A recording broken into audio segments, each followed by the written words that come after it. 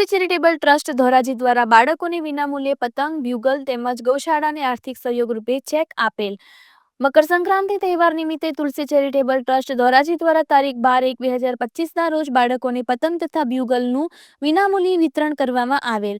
તેમજ ₹51,000નો ચેક શ્રી પાંજરાપોળ અને ગૌશાળાને તેમજ ₹51,000નો ચેક શ્રી કૃષ્ણ ગૌશાળાને તેમજ ₹51,000નો ચેક ગોકુળધામ ગૌશાળાને આર્થિક સહયોગ રૂપે આપવામાં આવેલ. આ દ્વિવિધ કાર્યક્રમમાં ધોરાજી ઉપલેટાના ધારાસભ્ય શ્રી મહેન્દ્રભાઈ પાડલિયા તથા ધોરાજીના ડેપ્યુટી કલેક્ટર શ્રી નાગાર્જુન એમ.